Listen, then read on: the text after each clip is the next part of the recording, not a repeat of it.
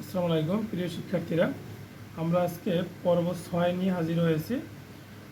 গত পর্ব 5 পর্যন্ত আমরা এই অনুশীলনীর 4 পর্যন্ত কমপ্লিট করেছি এবং একক কাজ, জোড়ায় কাজ, মাথা খাটাও, দলগত কাজ এগুলো কমপ্লিট করেছি আমরা গত 5 লেকচারে।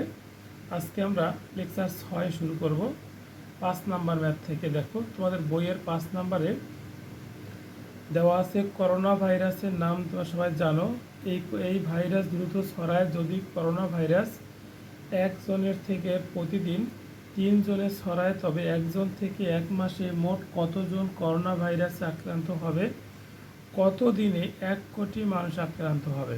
দুইটা উত্তর চেয়েছে এখানে আমাদের, কতজন আক্রান্ত হবে আর এখানে বলছে 1 কোটি মানুষে আক্রান্ত হতে কতদিন সময় লাগবে।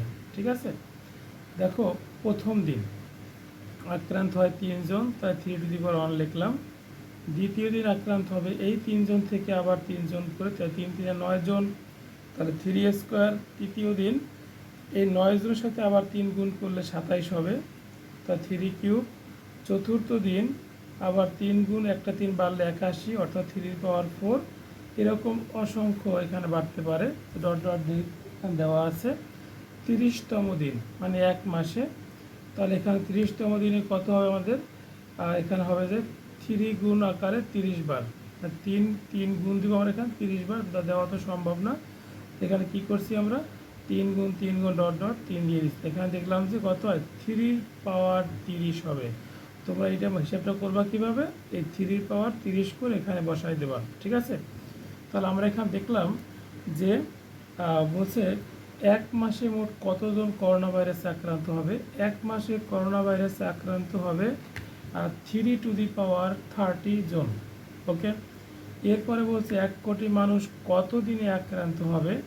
আমরা এখানে ধরলাম 1 কোটি মানুষ x দিনে আক্রান্ত হবে।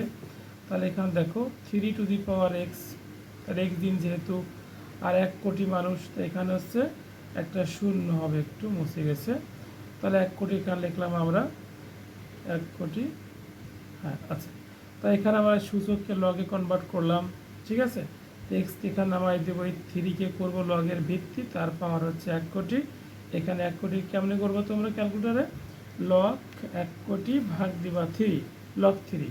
প্রথমে ক্যালকুলেটার উঠাবা হচ্ছে লগ, তারপরে দিবা কত দিবা 1 কোটি দিবা 1 2 3 4 5 6, আর ভাগ দিবা কত? লগ 3।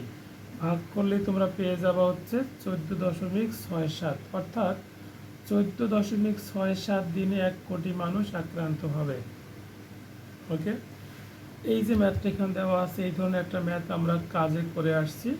আর এখানে সেম ম্যাথ দেওয়া আছে। দেখো, সেতুর চাচার 3 বিঘা জমি আছে। তিনি তার জমির উর্বরতা ঠিক রাখার জন্য প্রতি বছর 30 কেজি জৈব সার প্রয়োগ করেন। প্রতি কেজি সারে যদি প্রতি কাঠা জমির উর্বরতা 3% বৃদ্ধি করে তবে সেতুর চাচার জমির অবচয় বের করো। তিনি যদি জমিতে সার প্রয়োগ না করতেন তাহলে কত বছর পরে তার জমিতে আর কোনো ফসল ফলবে না? ওকে, দেখো 1 বিঘা সমান জানি আমরা 20 কাঠা। 3 বিঘা জমি তার আছে, তারা 60 কাঠা তার জমি ওখানে এসে চাষ করে। 1 কেজি সারে 1 কাঠা জমির উর্বরতা বৃদ্ধি করে 3%, তাহলে 3% উর্বরতা বৃদ্ধি করতে 60 কাঠা জমিতে সার প্রয়োজন হবে 60 কেজি। তাহলে সে সার প্রয়োগ করে কত কেজি? 30 কেজি সার প্রয়োগ করে সে। তিনি সার প্রয়োগ করেন 30 কেজি। অবচয়ের হার হবে এই 30/60 গুণ 3%, অর্থাৎ 1.5% তার জমির অবচয়ের হার। সেতুর চাষার জমির অবচয় 60-এর 3%, অর্থাৎ এটা করলে 60, আর এখানে দেওয়া আছে কত আমাদের 3%-এ কনভার্ট করে পেয়েছি 1.5% হার। 60 গুণ 1%, এখানে হবে 1.5 হবে। ঠিক আছে, তাহলে এখানে করলে পাই 0.9। ওকে, 0.9। উর্বরতা 100% কমে গেলে আর কোনো ফসল ফলবে না। টি সময় পরে জমির উর্বরতা আমরা ধরলাম কত? 0। তাহলে এখানে সূত্র হলো আমাদের এটা PT is equal to P into 1 minus r to the power কত হবে? টি হবে। ঠিক আছে, তাহলে পিটি হলো উর্বরতা 0, আর পি হলো তার 3 বিঘা জমি আছে, 1 মাইনাস আর ওই যে 1.5%, 1.5%কে 100 দিয়ে ভাগ করলে 0.015, এখানে টি আছে। ওকে, তাহলে এখানে দেখি একটু আমরা, তাহলে এখানে দেখো 0 ইজ ইকুয়াল টু 1 মাইনাস 0.015 বিয়োগ করলে হয় 0.985 ভোল্ট টু দি পাওয়ার টি। এটা আছে আমাদের হচ্ছে সূচকে পাঠাবো লগে, তাহলে হচ্ছে এই 0.985 হবে লগের ভিত্তি, আর এই 0 হবে লগের পাওয়ার। তাহলে এখানে 0 পাওয়ার করলে দেখো ইনফিনিটি চলে আসবে, যে লগ 0 ভাগ লগ 0.985, অর্থাৎ তার জমির উর্বরতা শেষ হতে সময় লাগবে অসীম দিন বা ইনফিনিটি দিন, বা নির্দিষ্ট কোনো দিন এখানে আমরা পাই নাই। ঠিক আছে, আচ্ছা এরপর দেখো 7 নাম্বার যে ম্যাথটা তোমাদের এখানে দিয়েছে, এই ম্যাথে আমরা অনেকগুলো লেকচারে অনেকগুলো ম্যাথে কথা বলেছি।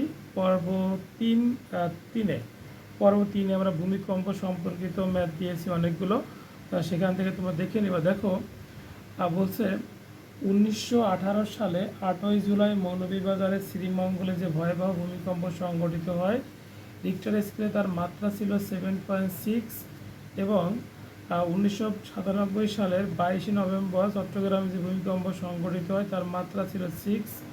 শ্রীমঙ্গলে ভূমিকম্পটি চট্টগ্রামে ভূমিকম্পের চেয়ে কত গুণ বেশি শক্তিশালী? অর্থাৎ একদম সেম টু সেম ম্যাথ তোমরা বাসায় করবা, আশা করা যায়। আর এখান থেকে সমাধানটা দেওয়া আছে আমাদের। আর যদি তোমরা এই ম্যাথটা না বুঝো, তোমরা আগে লেকচারটা দেখে আসবা, আর লেকচার 3 দেখে আসবা, 3-এ হচ্ছে এই ম্যাথটা ওখানে করা আছে। ঠিক আছে, এবার দেখো আরও একটা ম্যাথ, সেম ম্যাথ এখানে দেওয়া আছে।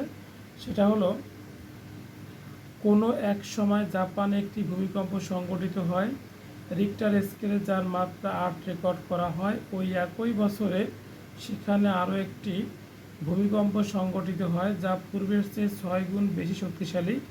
রিক্টার স্কেলে পরবর্তী ভূমিকম্পের মাত্রা কত ছিল? এখানে মাত্রা চেয়েছে আমাদের কাছে। তাহলে এখানে দেখো ধরলাম পূর্ববর্তী ভূমিকম্পের তীব্রতা হলো I1, পরবর্তী ভূমিকম্পের তীব্রতা ধরলাম I2 = 6I1। কোশ্চেনে বলেছে দেখো 6 গুণ বেশি শক্তিশালী 6I1।